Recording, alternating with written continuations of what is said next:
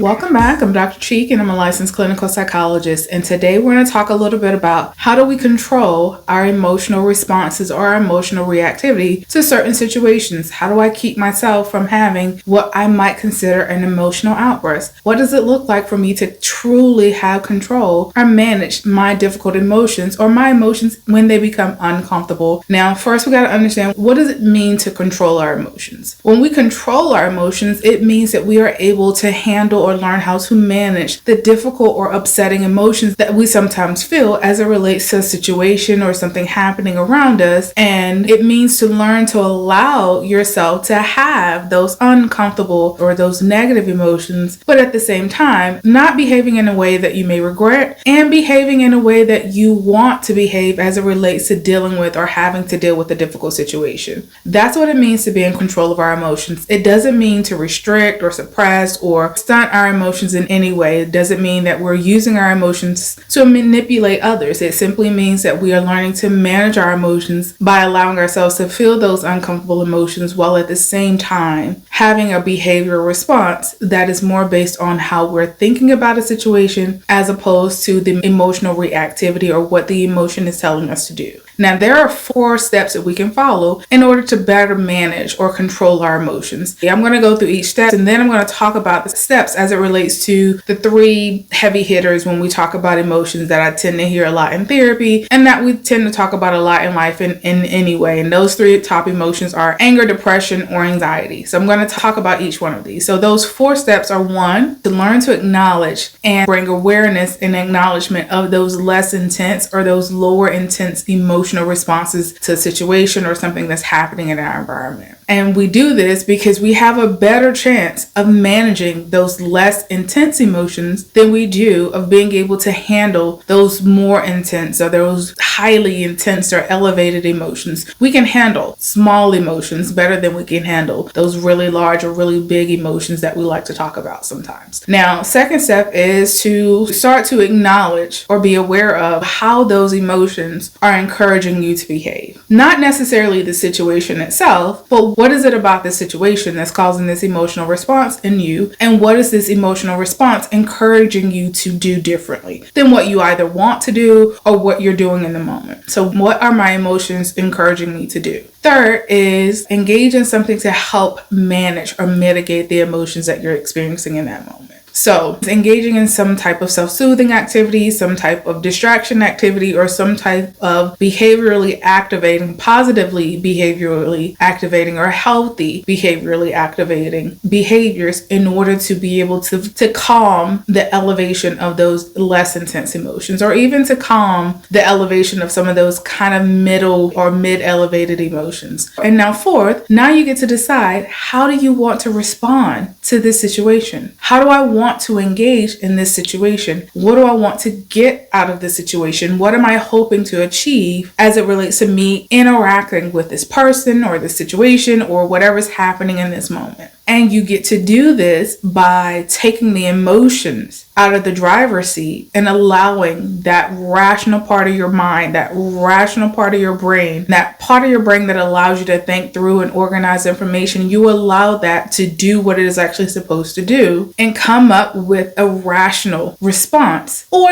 response based off of your rationality and also somewhat based off the emotions that you're feeling in that moment. Come up with a response that is based off not just logic, but also being able to make space for those emotions. Now I get to decide how I want to respond. That's not solely based off me trying to shut off my emotions and just logically going about dealing with this situation, and is also not allowing me to simply let my emotions drive my responses. What do I want to do? How do I want to handle this situation? And that's step 4. So let's talk about it in terms of those 3 hard hitters that I talked about with emotions before. So we have anger, depression, and anxiety. So low level emotions for each one of those, the ones that we can typically manage. With anger, that might look like annoyance or irritation. With anxiety, that may look like feeling uneasy or getting a little concerned. With depression, that may look like sadness or feeling of emptiness. That may be the lower intense emotions that you start to feel or start to notice before you get to those larger, more uncontrollable emotions like enraged as it relates to anger, or terrified as it relates to anxiety, or despair as it relates to depression. So those are those more intense emotions that we have a harder time controlling. Does it mean we can't control those emotions as well? No, but we have a harder time controlling those emotional responses to those emotions. That's how we do that step one, which is I start to notice my lower level or less intense emotions. Step two is I start to acknowledge how these emotions are causing me or encouraging me to respond or act. So let's say for anger, it's motivating you to lash out, to hit somebody, to scream, to yell. Notice what it's wanting you to do. What is my emotions encouraging me to do in this moment? When we're dealing with anxiety, it may look like shutting down or running away or getting angry. Now, when we think about depressed, so we're feeling sadness or we're feeling empty. So what your emotions may be urging you to do is kind of withdraw, to isolate, to not want to reach out to anybody for help, to not want to kind of talk to friends and family members. Your emotions are encouraging you in that moment to simply just not engage with anyone, to sit in the house, to not want to move, to not want to get out, to not want to eat, to not want to talk to anyone. Start to notice what your emotions are encouraging you to do. Third is do something that helps soothe those uncomfortable emotions. So when we're dealing with anger, it may look like taking a break from the situation and doing something to help us calm down or to feel a lot calmer in the moment. So when we're dealing with anxiety and we're wanting to shut down or we're wanting to run away from the situation, it may look like simply grounding yourself. So doing something mindfully, like bring yourself back into this present moment, finding a healthy way of distracting your attention to something else. It may look like you going on a walk or going for a run. It may look like you going to the gym, getting a little exercise to burn off some of that anxious energy that you may be feeling. And when it comes to depression, that might look like in that moment, getting up and doing the thing that you're trying to avoid doing anyway. That may look like you getting out of bed, getting a shower. That may look like something as simple as getting up and brushing your teeth or brushing your hair. That may look like you taking care of your basic hygiene needs. It may look like you in that moment reaching out to those you trust and those who have been sources of support for you. Whatever healthy behavior you can engage in to start to de-escalate those more manageable emotions. So now it's not enraged, is not terrified, is not devastated or just in a state of despair. And the goal is to distract from those feelings in the moment or soothe those emotions in the moment. So now we can get to step 4. And the step 4 is now how do I want to respond to this situation or to these emotions in a way that lets me know that I am behaving in a way that I want to behave, that I will not regret later, and that actually gets me to the overall goal that I'm trying to get. So let's say it's anger. Address the cause of that anger or that irritation. That may look like you telling a person like that was upsetting to me. How you said that, what you said, that came off as very rude and disrespectful, and I don't like the way that was said. It may look like you simply learning how to communicate your emotions or your frustration or your annoyance with the source of that annoyance. And when you're dealing with anxiety, that may look like you then being able to notice your emotions, and you may be able to challenge the thoughts in the moment and say, I feel uncomfortable in this moment because A, B, and C is happening, or this person and that person was responding in a certain way. And they didn't really do anything to cause me to feel anxious, but it's the situation. Or the situation is reminding me of something that I've been in before. So now I'm feeling uncomfortable. So maybe I need to get out of this particular environment because this environment is an environment that makes me feel uncomfortable. I don't feel safe in this environment. So let me leave this environment or examine what about this environment is making me feel unsafe. And now because I've actually addressed the anxiety, now I can simply say, I'm feeling uncomfortable in this space. So I'm going to step away for a moment and let me kind of identify what's making me feel uncomfortable. Or it may look like you simply saying, okay, I feel a lot calmer now, so I feel okay to be in this space. I know it's nothing threatening. It reminds me of a space that I've been in before, but I know that in this moment, there's nothing happening that's causing me any level of threat. And when it comes to depression or sadness, once we are able to identify and address that emotion, it may look like me saying, yeah, I'm feeling down today. I'm not having a great day in this moment. I'm feeling sadness because of whatever's happening in the environment. Either I address the situation that's causing this depression or sadness, or I take a moment to say,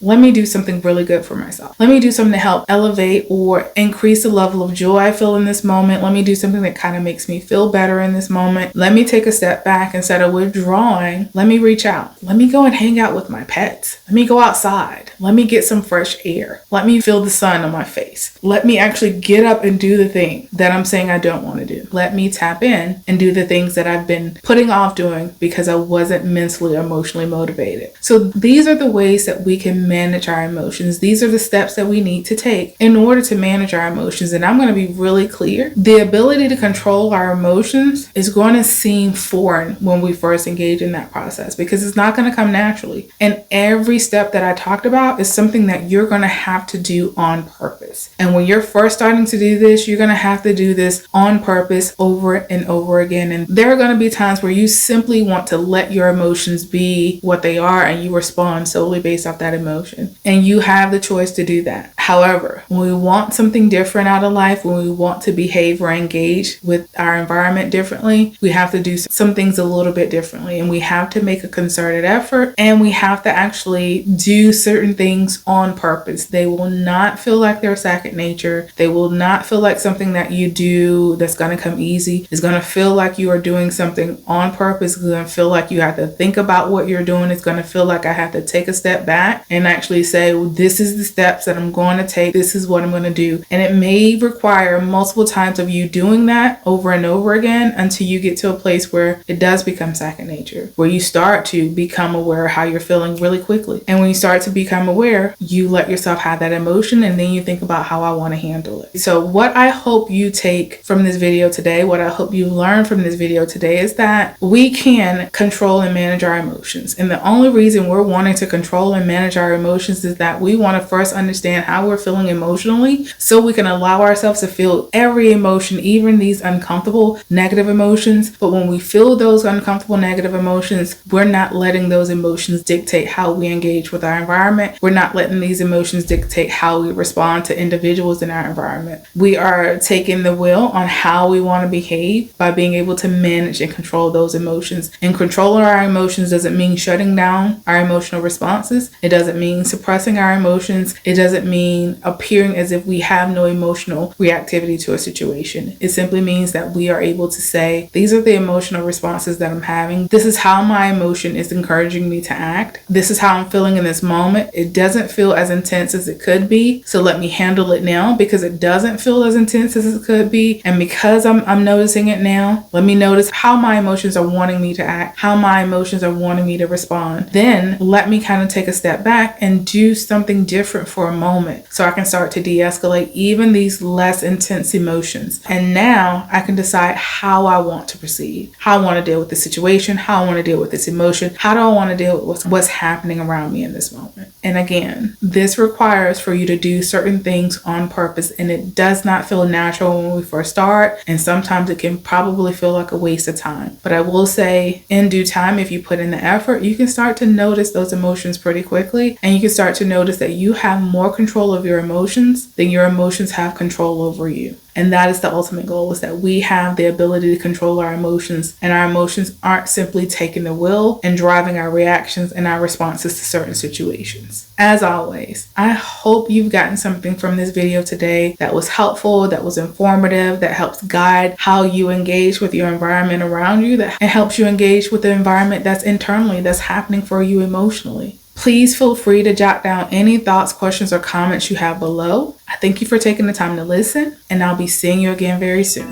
Thank you.